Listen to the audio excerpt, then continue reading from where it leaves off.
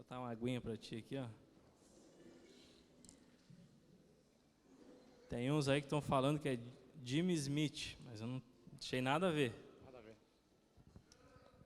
Boa noite, queridos. Da mesma forma que vocês estão, vão encurvar a cabeça, eu gostaria de estar orando novamente. Deus, em nome de Jesus, peço que o Senhor esteja tocando sobre cada vida aqui nesta noite, cada jovem com coração sedento que vem aqui para aprender mais de Ti. Peço, Senhor, em nome de Jesus, que venha estar me usando como instrumento em Tuas mãos, para que venha sair dos meus lábios palavras de vida, palavras de cura, palavras de transformação, Senhor, em nome de Jesus. Nós Te desejamos cada dia mais, nós queremos a Tua presença, Senhor. Nós entendemos que é a Tua presença que nos faz permanecermos cada dia mais firme na rocha. Nós entendemos que é a Tua presença que nos faz, Senhor, em nome de Jesus, nos distanciar do pecado. Então, nesta noite, Pai, nós queremos a Tua presença. Nós queremos que seja feita a Tua vontade, não a minha vontade, não a vontade de homem, mas sim a Tua vontade sobre cada vida aqui, Pai, em nome de Jesus. Amém. Amém, irmãos? Primeiramente, quero me apresentar, né? Para aqueles que não me conhecem, me chamam Admilson, e para aqueles que me conhecem, continuo sendo Admilson ainda. Primeiramente, agradeço a Deus, né, por essa oportunidade. Era um sonho, né, que eu tinha de ministrar num culto jovem, né, de poder compartilhar, de glorificar o nome do Senhor, né, através daquilo que Ele está fazendo na minha vida e daquilo que Ele fez, né. Em segundo lugar, agradeço pessoas que estão me instruindo cada dia mais, né, a vida do pastor, a vida do nosso missionário Cleider, a vida do meu discipulador Marlon, né, eles não estão aqui, mas eu glorifico o nome do Senhor pela vida deles, né, homem realmente com o coração inclinado ao Senhor, né. Também agradeço a presença de cada um que saiu das suas casas, que vem nesta noite para aprender mais do Senhor, né. Creio que o Senhor quer falar poderosamente com cada um aqui nessa noite, amém? Bom, gente, faz 3 anos e um mês que eu estou na chácara de recuperação, né, e antes de ir para a chácara eu vivi 12 anos, quase 13 anos, né, na vida do crime, né, na droga, né, 12 anos e pouco no crack. Achava que não tinha mais solução, achava que não tinha mais jeito, portanto que nem acreditava em Deus, né. Então, um certo dia, Deus usou um casal abençoado, né, o Gelson e a Ruth. Eles não estão aqui, né, mas glorifico o nome do Senhor também pela vida deles. Então, eles me levaram para a chácara, né, e eu lembro que antes de ir para a chácara, pelo fato da droga, algumas vezes, umas 2 vezes, pensei em me matar. Pensei em uma vez sair no mundo afora, virar morador de rua, porque estava cansado da vida que eu levava, estava cansado de trabalhar, de ganhar um bom dinheiro, ganhava um bom dinheiro durante a semana, mas chegava no sábado e não tinha mais nada. E cada dia mais ia me afundando. Então, um dia cheguei, morava com a minha irmã na Saibreira, acho que quase todos conhecem a Saibreira, né? E um dia a mãe estava lá e eu comentei assim, vou sair. Ela, tu vai para onde? Eu, vou sair estrada fora. E ela falou, não vai, fica aí, eu não vou. Só que daí, gente, cheguei na frente do hospital, parei e pensei, certo? Tipo, usava droga, mas nunca roubei. E pensei em inúmeras coisas assim para mim não ficar na rua. Pensei em entrar dentro da delegacia, dar um tapa na cara do delegado. Pensei em roubar, mas não tinha coragem. Um baita de um negão desse, não tinha coragem. Então, não tinha celular, tinha um cartão. Peguei e liguei para a mãe. E a mãe chorando. Daí, ela, tu tá onde? Eu falei, mãe, eu pensei, né? Isso era umas 5 e pouca da tarde, horário de inverno, já estava começando a escurecer. Daí eu falei para ela, eu estava pensando, eu vou voltar para a casa da minha irmã, porque já está ficando noite, né? Então, eu vou deixar para sair amanhã de manhã. Mas daí depois eu pensei, eu ia morar na rua, quantas noites eu ia passar na rua, né? Então, dia 26 de agosto de 2016, no dia do aniversário do Cleider, caco de presente de aniversário, né? Chega eu na chácara. Cheguei na chácara com a mentalidade de me libertar da droga. Eu achava que o crack, né, era o meu maior problema. Depois eu fui entender que o meu maior problema era a falta de Jesus, né. Então lembro que cheguei na chácara, com a mentalidade, vou me libertar da droga, porém, as festas, a balada, melhores kits, daí a minha mente, não vou gastar em droga, então vou ter muito dinheiro para aproveitar a vida. Então, eu lembro que eu cheguei e o Cleider fez a minha entrevista e eu perguntei, quantos tempo é o tratamento? Daí ele, querido, é 9 meses. Daí eu perguntei para ele, cara, eu posso ficar 3 meses a mais, um ano? Daí ele deu uma olhadinha daquele jeito assim. Ele, por quê? Eu, cara, porque nunca mais eu quero fumar crack. Nunca mais. Daí ele, querido, dá para te ficar. Então fui ficando e certo dia um irmão que estava lá e ele compartilhou algo comigo assim que eu comecei a pensar de forma diferente. Ele compartilhou que ele tinha ficado um período grande na chácara e quando ele decidiu sair e colocou Jesus no saquinho, então a queda vem. E ele falou, querido, se tu sair, se tu não dá continuidade naquilo que hoje tu está fazendo, que é o caminho de Cristo, tu vai chegar lá fora e tu vai voltar para as drogas. Então eu comecei, vou ter que agir diferente. E comecei a agir, e o tempo foi se passando, se passou 6 meses, se passou 7 meses. O Marlon, até 7 meses o Cleider me discipulou. Se aproximando de 8, o Marlon começou a me discipular e o Marlon começou a me apertar. Em qual sentido? De ficar na chácara. Ele, cara, tu nunca pensou em ficar aí nos ajudando e tal? Só que daí para mim aquilo não era vida para mim. E um certo dia eu compartilhei com o Marlon bem assim, cara, eu estava pensando, ele fala, querido, cara, quando eu sair daí eu quero estar envolvido com as coisas da igreja, eu quero todo mês vir cá, trazer um cesto básico, eu quero vir algum final de semana pousar aqui. E daí ele me contou a famosa história da galinha e do porco, né? E ele, querido, eu quero te contar uma história, a galinha e o porco conversando, uma família jantando, e a galinha falou, tá vendo aquele omelete lá, aquele omelete tem a participação minha, foi o ovo que eu coloquei, então por isso que eles nesta refeição eles estão comendo omelete. E daí o porco falou, tá vendo aquele bacon lá, aquele bacon sou eu, tu apenas colocou, eu tive que morrer para eles esta refeição. E o Marlon falou bem assim para mim, querido, a igreja está cheio de gente envolvida, mas o Senhor quer pessoas comprometidas no reino. E vamos ver então o que Deus tem para mim. Certo dia, na sexta-feira, era a vigília. Ele escreveu uma mensagem, colocou no celular e colocou em cima da minha perna. Ele escreveu bem assim, querido, vamos jejuar e vamos subir no monte. Eu fiz sinal para ele, vamos. Nós subimos no monte, na sexta-feira. Tem um banquinho, quem já foi no monte sabe o que estou falando. Ele colocou o celular com louvor e ele saiu uns 100 metros longe de mim. E eu me ajoelhei e comecei, Deus, se revela a mim o que tu tem para mim, o que tu quer comigo, se é para me ficar. Porém, gente, antes de ir para a chácara, eu fui 1 mês e pouco na Assembleia, na Gideões, só que eu chegava e usava droga, mas o pastor algumas vezes me falou que Deus tinha grandes coisas para a minha vida, o que era meu estava guardado, e eu não acreditava, porque eu não acreditava nem que Deus existia. E neste dia no monte, eu ajoelhado, nunca vou esquecer, uma mão me pegou no ombro direito, e o Espírito Santo me falou assim, lembra que eu usei pessoas para falar que eu tinha grandes coisas para ti? Isso que tu está vivendo é apenas o começo, basta tu depender de mim. Então, desta forma, gente, deste contato com Deus, eu entendi que o meu chamado era na chácara de recuperação. Mas foi se passando e o Admilson, que o mundo gerou, um Admilson brabão, um Admilson turrão, um Admilson ignorante, um Admilson que sabia tudo, um Admilson que se achava bom. Então Deus foi moldando. Deus foi usando pessoas capacitadas lá na chácara para me mostrar que o que eu estava vivendo, ou mesmo até mesmo lendo a palavra, jejuando, orando, mas ainda o meu eu falava mais alto. Então foi me moldando e teve dor, gente. Teve dor até hoje, tem dor, mas eu entendo que não há vitória sem dor. Eu entendo que Deus hoje, Ele nos dá oportunidade, gente. E em meio a tudo isso, eu nunca conheci meu pai. Por quê? Porque eu tinha oportunidade, porém, eu sempre falei pelo fato de eu ser durão, ser brabão, machão. Eu sempre falava assim que meu pai tinha que me conhecer, não eu conhecer ele, porque não fui eu que fui embora, foi ele que me deixou. E eu não conhecia ele, então dia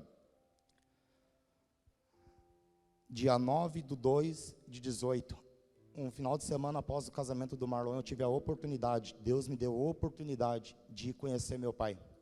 Deus me deu a oportunidade de conhecer a minha nova família. Tenho uma outra família em Porto Alegre, tenho mais um monte de irmãos, né? Muitos irmãos. Então, eu glorifico o nome do Senhor por tudo isso. Também, eu tenho um coração muito de servo, então Deus me deu a oportunidade de ficar na acolhida, no culto jovem, nos cultos de ensino. Mas pensa, gente, como é um desafio para mim, um grande desafio, ficar aqui na acolhida. Por quê? Porque se eu tenho contato com o Jamerson, se eu tenho intimidade com ele, eu não tenho dificuldade de conversar com ele.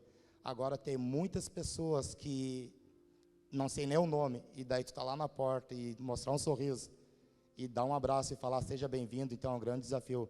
Mas eu vejo Deus dando oportunidade em meus desafios. Eu vejo Deus dando oportunidade, mas em minha oportunidade, Ele me moldando algumas coisas dentro de mim.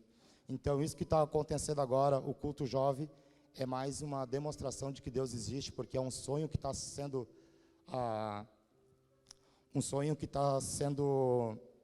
concluído na minha vida, né? Porque eu tinha muito vontade de ministrar no culto jovem. Então, nesta noite eu quero compartilhar algo, e o tema é transformando dificuldade em meia oportunidade, gente. Quero compartilhar algo que eu estou vivendo. Gostaria de convidar vocês para nós estarmos abrindo a palavra de Deus em Gênesis 37.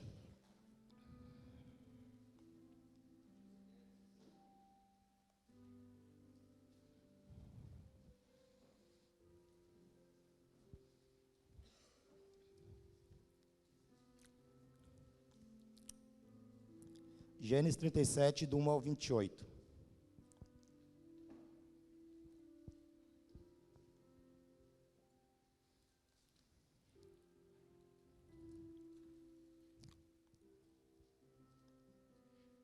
Amém, irmãos? Todo mundo achou? Passo a ler, então. Habitou Jacó na terra das peregrinações de seu pai, na parte de Canaã, na terra de Canaã. Esta é a história de Jacó. Tendo José 17 anos, apacentava os rebanhos com seus irmãos.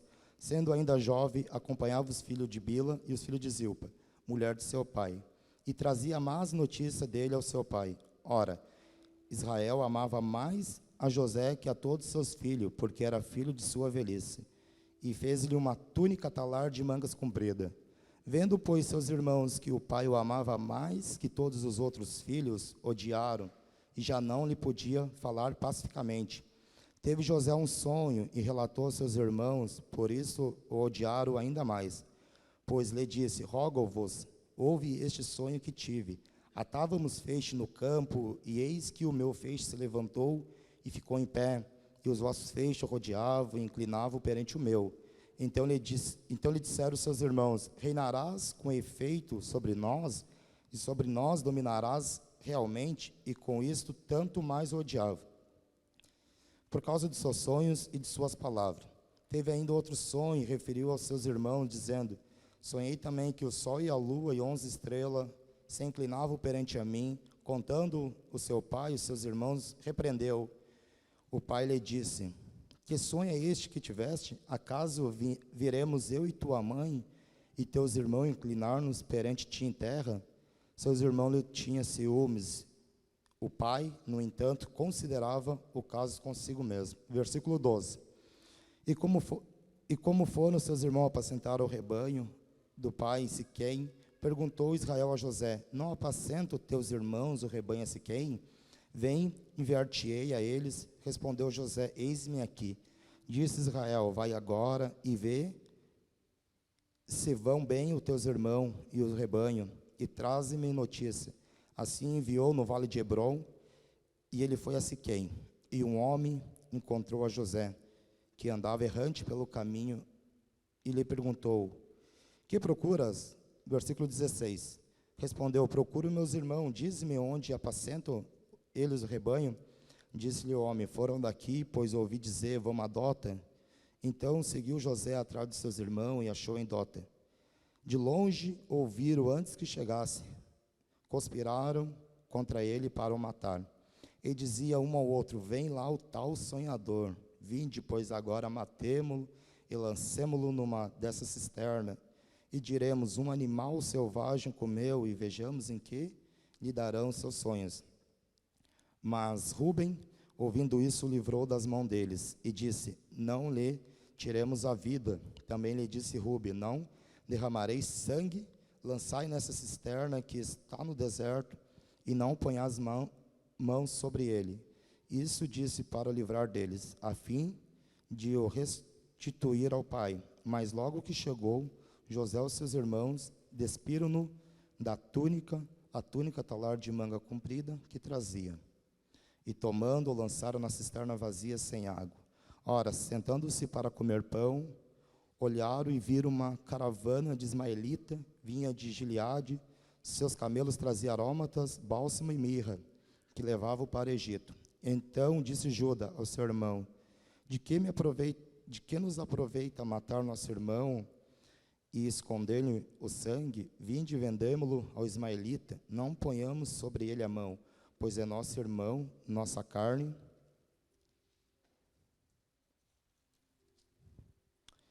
Seus irmãos concordaram, e passando os mercadores midianitas, os irmãos de José alcançaram, e tiraram da cisterna, e venderam por 20 ciclos de prata o ismaelita, este levaram José ao Egito. Até aqui, irmãos. Essa palavra Deus me deu ano passado. Lembro que eu estava numa torre que a gente fazia lá na chácara, lá dos obreiros, dos líderes, e um dia Deus me deu essa palavra. Aqui a gente vê em Gênesis 37, uma famosa história conhecida de José. A palavra relata que Jacó o amava mais José, porque ele era filho de sua velhice, ele era o filho mais moço, filho de Raquel, a quem Jacó amava. Quem lembra da história de Raquel e de Lia? Ele amava mais José. Então diz que isto foi gerando cada dia mais, cada vez mais ciúme no coração de seus irmãos. Então, para completar, pelo fato de Jacó o amar mais que os outros, diz que Jacó mandou fazer uma túnica talar de manga comprida. E eu vejo naquela época, trazendo para os nossos dias de hoje, imagina uma família onde um pai tem 12 irmãos e um irmão ganha um iPhone. E os outros irmãos ganham um telefonezinho desse simplesinho. Cara, claro que vai haver uma discórdia entre os irmãos. Então diz que certo dia Jacó pergunta pelos seus outros filhos, e José fala: eles foram apacentar o rebanho. Então Jacó pede para José ir até lá, no vale de Siquém. Diz que José saiu de Hebrom, vale de Hebrom, e foi até Siquém, chegou e encontrou um homem que andava errante. E diz que José perguntou: não viu meus irmãos apacentando o rebanho? Então diz que este homem que andava errante falou: bom, eu vi eles falando que ia até Dota. Então diz que José saiu de Siquém e foi a Dota. Eu estava pesquisando para ver a distância, gente, de Vale de Hebrom até Siquém, dava equivalente a 80 quilômetros. Siquém ficava em Palestina, e diz que de Siquém até Dota dava mais 26. Imagina, 106 quilômetros, um jovem de 17 anos. E eu vejo já a história de José desde cedo. Eu não vejo ele somente no Egito, começando uma história dele de perseverança. Eu vejo a história dele já desde cedo. Por quê? Imagina uma distância, era um grande desafio, dava 106 quilômetros. Dava uns 3 dias de caminhada sozinha. Então diz que chegando lá, os irmãos avistaram de longe. A palavra não fala, mas eu creio que seus irmãos só conheceram por causa da túnica talar de manga comprida. Porque a palavra fala que de longe os seus irmãos avistaram. Então, eles planejaram a sua morte. Então, diz que 25, ora, então diz que eles jogaram José numa cisterna. E no 25, ora, sentando-se para comer pão, olharam e viram de longe uma caravana de ismaelita. Caravana de ismaelita, descendência de Ismael. Ismael, o primeiro filho de Abraão, com a serva Agar. de Sara. Então diz que eles comiam o pão. Eu me coloco no lugar de José e vejo tanto pedido de socorro, tanto grito, tanta súplica que José falava aos seus irmãos sentados comendo pão, fazendo a sua refeição. Então diz que eles avistam uma caravana de ismaelita e vende por 20 ciclos de prata. Este valor de 25 de prata é equivalente a um preço por um escravo naquela época. Então José ele foi vendido literalmente como um escravo. Mais para frente, Gênesis 37 e 36 fala que José foi vendido pela segunda vez a Potifar. Mas quando ele chega no Egito, na casa de Potifar, a palavra fala que José era homem próspero, porque o Senhor, a presença estava com ele. Então diz que Potifar coloca ele como mordomo de sua casa, um administrador. Ele administrava tudo dentro de sua casa. Então, certo dia, sua esposa, a esposa de Potifar, diz que coloca os olhos em José e diz que José era um cara muito formoso. Então diz que a esposa de Potifar coloca os olhos nele e convida para deitar com ela. E diz que, versículo 9, versículo 7, 39, 7, Gênesis 39, 7. E aconteceu, depois dessas coisas, que a mulher do seu senhor pôs os olhos em José e disse: deita-te comigo. Ele, porém, recusou e disse à mulher do seu senhor: tem-me por mordomo o seu senhor, e não sabe do que há em casa, pois tudo o que tem passou ele a minhas mãos. Ele não é maior que eu nesta casa, e nenhuma coisa me vedou, senão a ti, porque é sua mulher. Como, pois, cometeria eu tamanha maldade e pecaria contra Deus? Irmãos, quando eu estava lendo isso daqui, eu vi que José ele não se preocupou tanto em cometer um adultério com a mulher de Potifar e ferir o coração de Potifar, mas ele estava mais preocupado em não ferir o coração de Deus. E eu vejo aqui neste versículo um temor tão grande no coração de José, a ponto de ele falar: como que eu posso fazer isso e cometeria tão pecado contra Deus? O que eu vejo para os nossos dias de hoje, irmãos? Nós só vamos dizer não ao pecado, nós só vamos dizer não àquilo que nos afasta da presença do Senhor, quando realmente o temor de Deus estiver no nosso coração. Quando o temor de Deus habitar no nosso coração, assim como José tinha, por mais que nós temos em terra distante, porque José estava em terra distante. José era um jovem de 17 anos, José foi vendido porque o seu pai o amava mais, ele não fez nada de errado para ser vendido. Então José ele tinha toda a oportunidade de cometer aquele adultério, mas José temia o Senhor. José ele entendia que o pecado era contra Deus e não contra Potifar. Então fala que aquela mulher começou a insistir a José cada dia mais, e um certo dia, tendo só ela em casa, José entrou dentro da casa e ela pega e literalmente agarra em José, avança e fica com a roupa dele nas mãos. Então ela fala que José tentou o agredir: trouxeste esse hebreu para nos insultar? Então diz que Potifar chega em casa e ela conta essa história a Potifar, que José tentou o agredir e Potifar coloca ele no cárcere, na prisão, na masmorra. Então diz que chegando lá, o guarda, o carcereiro, se agradou de José. Só que a palavra fala porque o Senhor estava com José. Então diz que o carcereiro pegou e confiou tudo diante de José. Digamos, uma pessoa foi presa e está lá, o carcereiro da prisão, e fala: ó, a partir de hoje a chave é tu que vai controlar, tu que vai decidir aí quantos dias a visita, tu que vai decidir o que pode e não pode. Daí diz que certo dia chega o copeiro, o chefe do rei, vai preso, aonde se encontra José, e da mesma forma vai o padeiro. Então diz que certa noite o copeiro e o padeiro tiveram um sonho, na mesma noite. Diz que no dia seguinte José percebeu que os dois estavam tristes, estava com o semblante caído, então José pergunta, o que houve? E daí, primeiro o copeiro relata o sonho para José. José, ele pega, interpreta o sonho do copeiro, fala, dentro daqui 3 dias tu vai voltar a servir o rei novamente.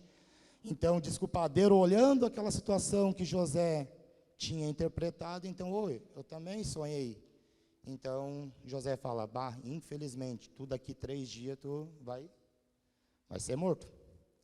Então, diz que José só fala assim para o copeiro, ei, lembra-te de mim, fala lá para o rei que eu estou aqui, eu não fiz nada para me estar aqui. Mas algo que eu vejo interessante nessa passagem de José, que em momento algum ele murmurou. Por mais que estava difícil, por mais que ele estava passando por dificuldade. A gente gosta de ver capítulo 41, quando José ele é governador, o José é governador, mas muitas vezes a gente esquece de relembrar tudo que José passou. Muitas vezes, irmãos, a gente veja, principalmente aqueles que querem casar, eu sou um deles, eu estou incluído, mas a gente vê grandes casais, Cleider, a Bruna, Marlon e Karine, e outros mais, casais da igreja, e a gente fala assim, que casal abençoado, eu quero isso para mim. Deixa eu fazer uma pergunta, será que eu e você temos disposto a pagar o preço da mesma forma que eles pagaram? Muitas vezes a gente só olha que José é governador, mas não olha tudo que eles tiveram que ele teve que passar para ser governador. Da mesma forma, a gente olha um casal, mas a gente não vê o que eles passaram, o que eles passam, mas a gente quer, mas muitas vezes a gente não dá a resposta da forma que Deus espera que eu e você dê uma resposta. Assim como José deu, em momento algum murmurar. Então diz que o copeiro sai e volta a servir ao rei. Certo dia, o rei teve um sonho. Diz que no rio Nilo saía 7 vacas gordas e logo atrás 7 vacas mirradas. Diz que as 7 vacas mirradas comia 7 vacas gordas. E diz que o rei voltou a dormir, teve um novo sonho e diz que num haste ou num pé de milho, diz que saía 7 espigas formosas, 7 espigas bem cheias, e logo atrás 7 espigas mirradas. Então diz que as espigas mirradas comia novamente as 7 espigas cheias. Então diz que o rei perturbado chamou todos os magos, todos adivinhos, e nenhum conseguiu interpretar. Então o copeiro lembrou, ei, tem um cara lá, quando o senhor me mandou lá para a prisão lá, que eu sonhei, e ele interpretou, eu e o padeiro, e deu bem certo, e dentro de 3 dias eu vim e voltei a servir o Senhor, e o padeiro acabou morrendo. Então diz que o rei mandou chamar José. Capítulo 41.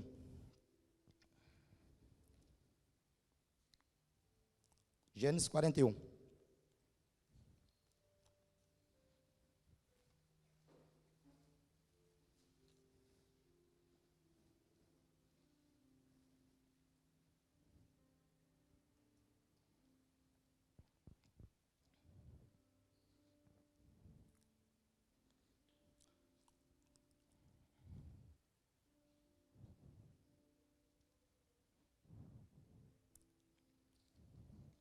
Quarenta e 25. Então, todos acharam? Então lhe respondeu José, o sonho de Faraó é apenas um. Deus manifestou a Faraó o que há de fazer.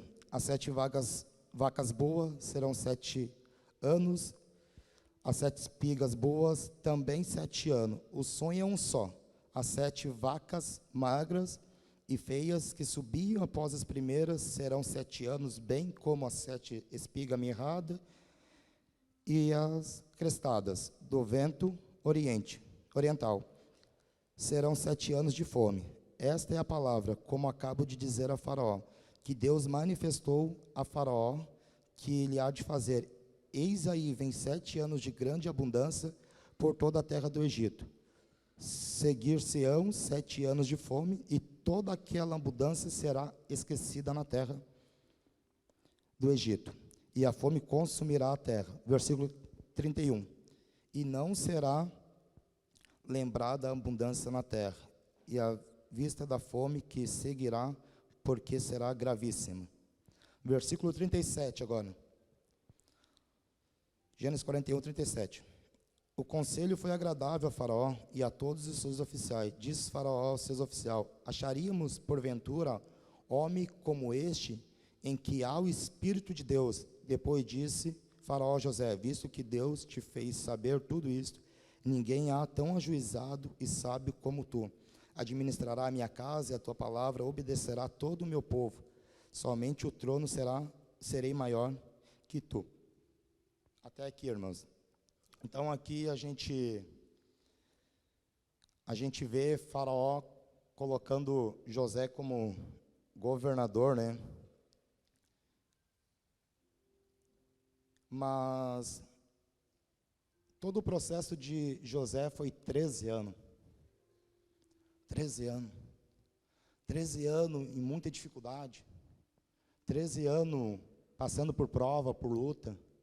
Mas José aproveitava cada dificuldade. Hoje em dia, irmãos, nós temos dois lados. Ou nós murmuramos em meio à dificuldade, ou nós aproveitamos a dificuldade como um trampolim para que a oportunidade de Deus venha se fazer vivo dentro de nós. Então, hoje, eu desejo do fundo do meu coração que cada um aqui, que eu, primeiramente, tenha um coração da mesma forma que José. Um coração que sabe aproveitar cada oportunidade. E o mais interessante da história diz que todo o povo ia no Egito porque José, com a sabedoria que Deus colocou nele, os 7 anos de fartura, ele guardou para os 7 anos de miséria. E muitas vidas foram salvas. Muitas vidas não pereceram. O que eu entendo? Através da minha e da sua vida, através do meu e do seu posicionamento no Senhor, através da minha e da sua obediência no Senhor, através das oportunidades que Deus vai nos dar, nós vamos ter um estoque de alimento, mas um alimento espiritual, gente. Pessoas assim como foram no Egito, para não perecer. Tem pessoas aí na rua, gente, perecendo. Tem pessoas aí na rua sendo pisado pelo capeta.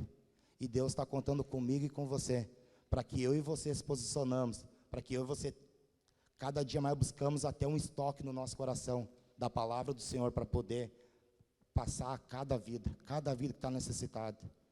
Muitas vezes, gente, a gente quer ganhar nossa família, muitas vezes a gente quer ganhar nossos amigos da escola, faculdade, emprego, mas acabamos numa coisa muito principal, que é a presença, que é nos enchermos da presença, que é manter um estoque no nosso coração da presença, um estoque do Senhor, aonde realmente eu e você possamos cada dia mais mostrar o caráter de Cristo. O caráter de Cristo para as pessoas, gente.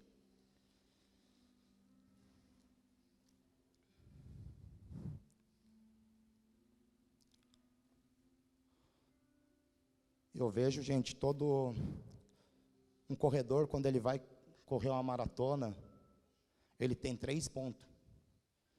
Ele tem o primeiro ponto, que é a largada, o segundo ponto, que é o desenvolvimento, e o terceiro ponto, que é a chegada.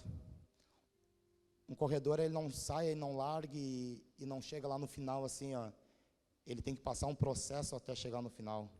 E eu vejo hoje, da mesma forma, a vida cristã, a vida com Cristo, para mim e para a sua vida, 3 etapas da mesma forma.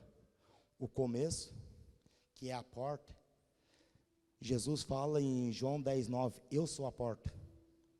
E creio que quase todos ou todos aqui já passaram pela porta. Já aceitaram o Senhor como seu dono, seu salvador, seu rei. Mas agora tem o segundo ponto, que é um processo. E a gente não gosta do processo muitas vezes, né? Mas foi o processo que fez José chegar ao nível de governador. Um governador, gente, ele tem autoridade, mas ele teve que passar por um processo. E Deus quer da mesma forma, através do processo.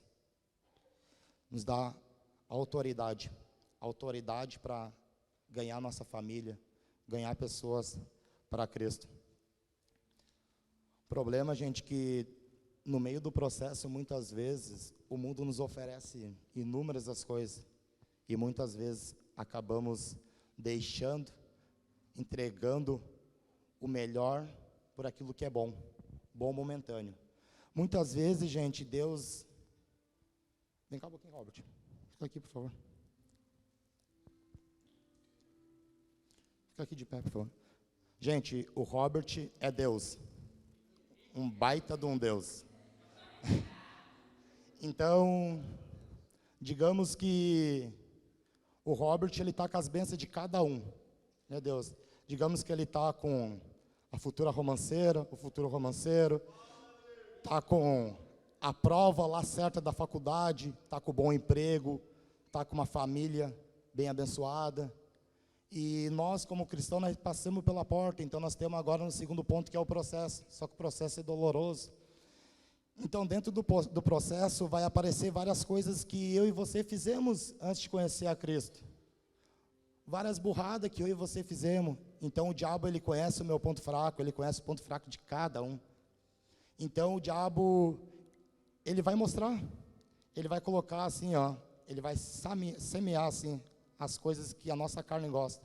Então, muitas vezes a gente está caminhando e Deus está lá com a nossa bênção, e nós estamos caminhando, e o mundo oferece, vai, o processo está difícil, o processo está lento, e a gente vai lá e dá uma saidinha do caminho, e daí muitas vezes ainda a gente fala assim, Deus me abandonou. Não, Deus não abandonou, porém, eu vou ter que retornar de novo, e começar o processo. Então, novamente, eu estou caminhando, eu estou lá, Deus, eu quero uma mulher abençoada, Deus, eu quero construir uma família, Deus, e Deus, ele sabe que o meu ponto fraco era a prostituição lá fora, então Deus começa a mostrar para mim, e se a minha busca na presença do Senhor está fraca, então a minha carne vai gritar. Então, novamente, eu vou acabar perdendo a benção. Deixa eu dizer algo para mim e para você, a sua benção está lá com o Senhor nunca deixou de nos abençoar. Nós, muitas vezes, por o nosso mau posicionamento, acabamos perdendo a benção do Senhor, ou adiando a benção do Senhor. Então, que eu e você possamos cada dia mais nos enchermos da presença, porque, gente, vai ser a presença que vai fazer eu e você dizer não para as coisas erradas. Vai ser eu e você que vai ser a presença que vai fazer eu e você, assim como José, falar como eu vou fazer isso e vou pecar contra Deus. Mas sabe quando que eu e você vamos dizer não para o pecado e continuar firme para chegar diante de Deus cada vez mais próximo? É quando o temor de Deus estiver no nosso coração. É quando nós estivermos cheios do temor de Deus. E nesta noite eu creio que Deus está chamando o jovem aqui para cada dia mais. Gente, eu vejo aqui nessa igreja, eu vejo jovem, eu queria ter a oportunidade de cada um aqui, eu não tive a oportunidade de conhecer o Senhor, e eu vejo o jovem queimando aqui nessa igreja. Eu vejo jovem sedento, e o meu desejo é que cada dia mais você dá espaço ao Senhor, para que Ele venha encher o seu coração do temor dEle, porque é o temor dEle que vai fazer eu e você dizer não ao pecado. Pode sentar lá, querido, obrigado. Então, irmãos, tem o processo. Em Tiago 1,12 fala, bem-aventurado o varão que não anda segundo o conselho dos ímpios. Não, aliás, bem-aventurado o varão que sofre com perseverança a aprovação, porque depois de ter sido aprovado, receberá a coroa da vida, a qual o Senhor prometeu para os que o amam. O Senhor tem uma promessa para mim e para você, e essa coroa da vida é a salvação e a vida eterna, que é a parte final. Mas o que vai fazer eu e você chegar no final é a resposta que eu e você vamos dar em meio ao processo, irmãos. O processo é doloroso.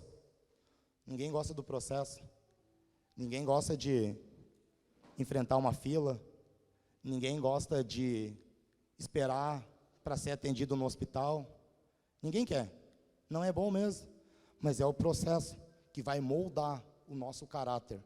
É o processo que vai fazer eu e você cada dia mais parecer a imagem e semelhança de Cristo. É o processo, gente. É o processo. Não tem vitória sem processo. Não existe vitória sem dor, gente. Não existe. Mas muitas vezes nós queremos somente a vitória, mas não queremos o processo. Então, que eu e você possamos entender que o processo, ele é necessário na minha e na sua vida. Quando eu cheguei na igreja, eu via muito jovem, eu via muitas pessoas. Lembro que eu ficava lá na mesa de som, e eu chegava e tinha uma fila de gente cumprimentando, recebendo. E o tempo foi passando, e aquela fila de gente foi sumindo. Aquela fila de gente foi dizendo não ao processo. Aquela fila de gente foi deixando o melhor que Deus tinha e tem para viver o bom que era o momento. Só que o bom, gente, que aquela fila foi, mas hoje tem uma outra enorme fila. Hoje tem jovem queimando. Hoje tem, eu vi o Jammers falando do retiro jovem. Galera, quem nunca foi, vai. É uma doideira aquilo, o jovem queima, o jovem que se tiver que fazer vigília de sexta a domingo, os jovens estão queimando. Por quê? Não é porque eles chegaram lá e buscaram a presença, eles já saíram com a presença de casa. Eles já saíram queimando de casa, porque se nós não sairmos com a presença, cara, dentro de uma hora de pregação a gente vai querer dormir, porque a gente foi jogar um futebol lá no retiro, foi para a piscina, mas quando nós saímos com a presença de casa, cara, os 3 dias, 3 noites é pouco para a vigília. Vamos abrir agora voltar um pouquinho para trás, em Gênesis 29, do 13 ao 28.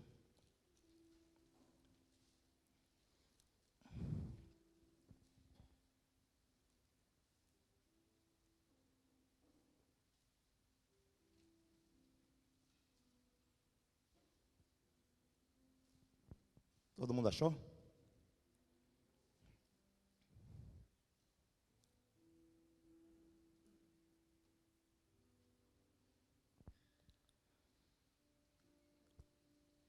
Tendo Labão, ouvindo as novas de Jacó, filho de seu irmã, correu ao encontro, abraçou e beijou e levou-o para casa, e contou a Jacó a Labão os acontecimentos de sua viagem. Disse-lhe Labão: de fato és meu osso e minha carne. E Jacó, pelo espaço de 1 mês, permaneceu com ele. Depois disse Labão a Jacó: acaso por ser meu parente irás servir-me de graça? Diz-me qual será o teu salário. Ora, Labão tinha 2 filhas, Lia, a mais velha, e Raquel, a mais moça. Lia tinha os olhos baços, porém Raquel era formosa, de porte, de semblante. Jacó amava Raquel e disse: 7 anos te servirei por tua filha mais moça Raquel. Respondeu Labão: melhor é que eu te dê, em vez de dá-lo a outro homem. Fica, pois, comigo, assim, por amor a Raquel. Serviu Jacó 7 anos, e este lhe pareceram como poucos dias, pelo muito o que amava. Disse Jacó a Labão: dai-me minha mulher, pois já venceu o prazo para que me case com ela. Reuniu-se, pois Labão, todos os homens do lugar, e deu um banquete. À noite conduziu a Lia, sua filha, e entregou a Jacó, e coabitaram. Para a serva de Lia, sua filha deu Labão Zilpa, sua serva. Versículo 25. Ao amanhecer, viu que era Lia, por isso disse Jacó a Labão: que é isso que me fizeste? Não te servi eu por amor a Raquel? Por que, pois, me enganaste? Respondeu Labão: não se faz assim em nossa terra, dar-se a mais nova antes da primogênita.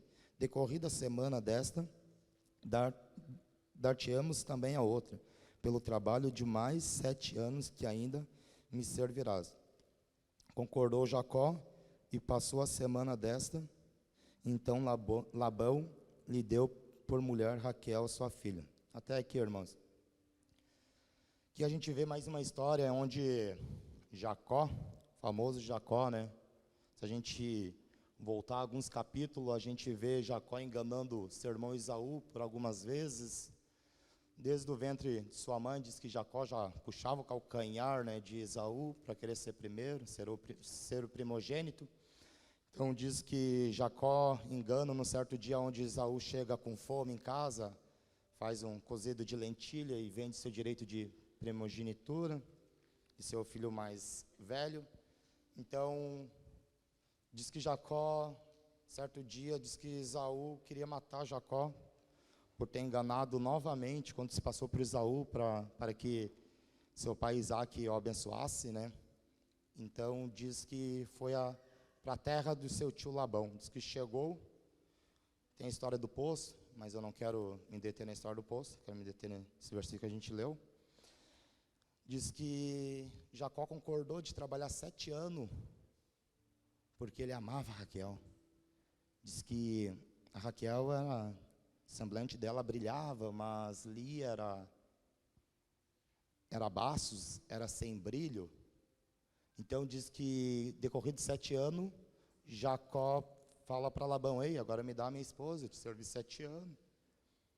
E diz que o rei prepara um banquete, e na noite diz que entrega, e quando Jacó se acorda, não é Raquel, e sim Lia. Mas Jacó, quando ele decidiu trabalhar, gente, ele decidiu trabalhar 7 anos por Raquel, não por Lia, né? Então diz que Labão fala: não, aqui a gente não tem como dar a nossa... Primeiro nós demos uma filha mais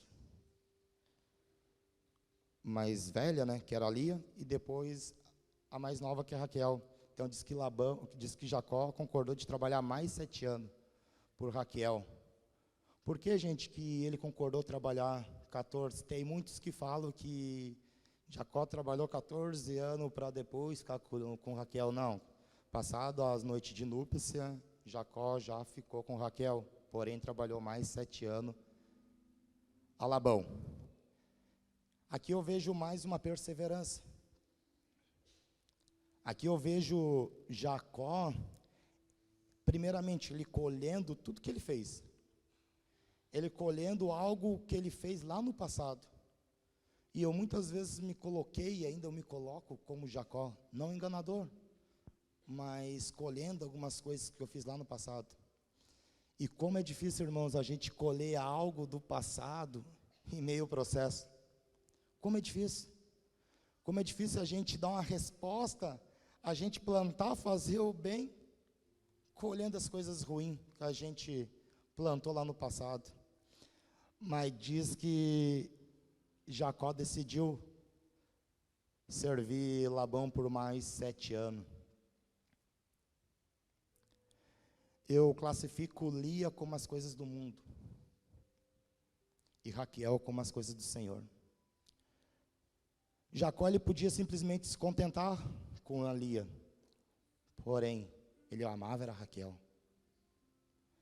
Então diz que Jacó decidiu trabalhar mais 7 anos. Eu vejo, irmãos, uma geração,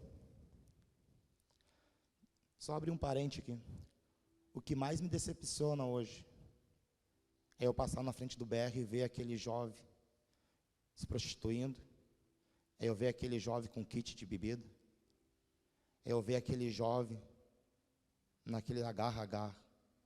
Aquilo me dói. Aquilo me dói. Porque eu quero construir uma família. Eu quero ter filhos.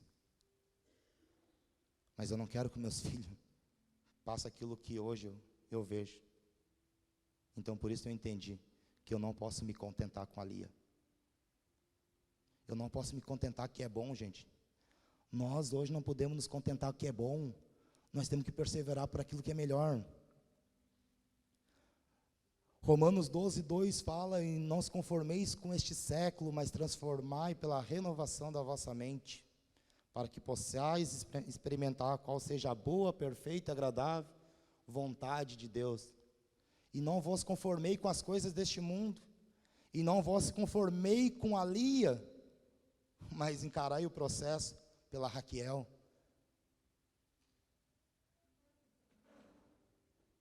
Eu sei que não é fácil encarar o processo, gente. Eu sei que não é fácil, as coisas, as lembranças vêm lá de trás. Mas em Gênesis 4:7, quando Caim, antes de matar Abel, o Senhor fala para ele: eis que o pecado está à porta. cabe a ti dominá-lo. Eis que o pecado, irmãos, todo dia, assim como a mulher de Potifar queria deitar com José, todo dia. Eis que o pecado todo dia está na nossa porta, mas cabe a mim e a você a dominar. Cabe a cada um aqui a dominar. Cabe a cada um entender, gente, que a palavra fala do Senhor, que Ele nunca nos deixaria e nunca nos abandonaria. E Ele nunca nos deixa, Ele sempre está nos fortalecendo para nós passar, para nós vencer aquilo que nos afasta dEle. Mas o que eu e você estamos fazendo? Qual a resposta que eu e você temos dando? A gente tem uma facilidade, irmãos, de muitas vezes pegar e potencializar a tentação, o pecado. A gente muitas vezes, a gente sabe dizer, Deus é fiel, Deus me deu uma romanceira, Deus é fiel. Deus me deu um bom emprego, Deus é fiel. Deus me deu consegui trocar de carro, mas que Deus mais fiel, hein? Deus me deu força para trabalhar, para conseguir pagar as prestações da minha casa pela Caixa. Oh, Deus maravilhoso, que Deus fiel. Mas a gente acaba se esquecendo que Deus é fiel também para nos distanciar do pecado, das tentações. 1 Coríntios 10, 13 fala, e não vem sobre vós tentação senão humana, mas fiel é Deus. Por que a gente acaba esquecendo de fiel é Deus nesse versículo? E não permitirás que sejais tentado além da vossa força.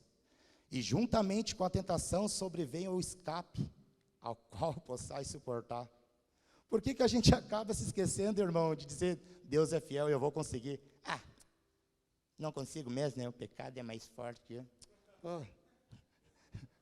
Irmãos, da mesma forma que a gente pronuncia com nossos lábios que Deus é fiel nas bênçãos, nós temos que pronunciar que Deus é fiel quando o pecado, a gente tem que assim, ó, Deus é fiel, Deus vai me livrar, Deus me dá força, Tu é fiel.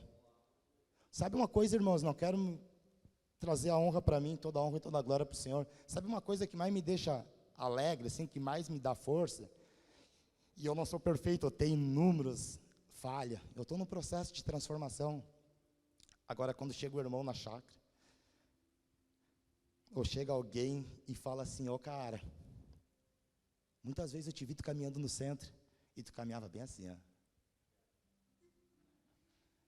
Eu pensava até em te gritar, mas tu... E daí eu conversei com o Marlon, sabe por quê que eu caminho assim? Eu sei qual que é a minha dificuldade. Eu sei aonde que o diabo tenta me pegar.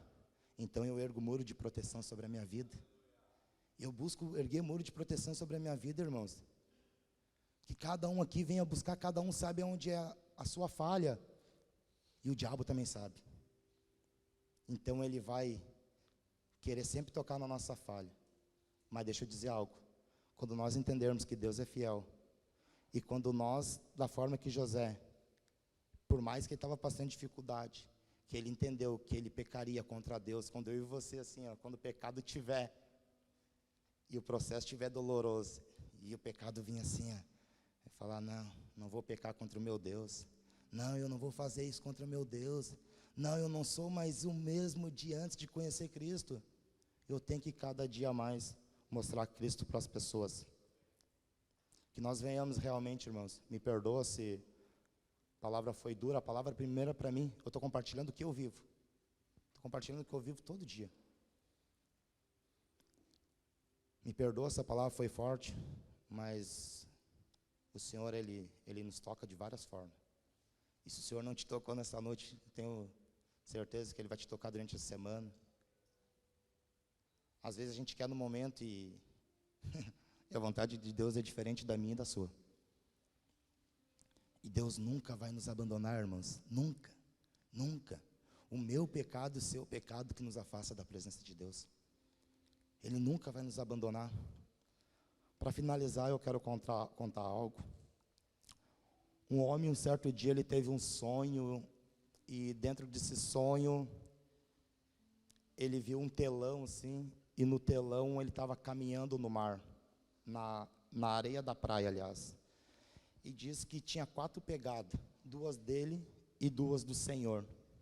E diz que no telão ele via a vida dele, o trajeto da vida dele, as dificuldades dele. E Jesus caminhando lado a lado com ele. Diz que no momento mais difícil da vida dele, ele olha no telão assim, tinha apenas 2 pegadas. E diz que esse homem assim, ele fala: ei, como assim, Jesus?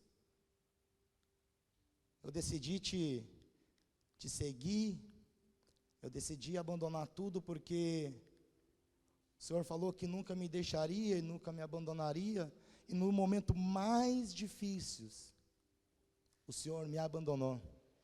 Diz que o Senhor falou assim para ele: ei, filho, tu está certo, aquelas 2 pegadas não tem 4, mas aquelas 2 pegadas é minha, te carregando no colo.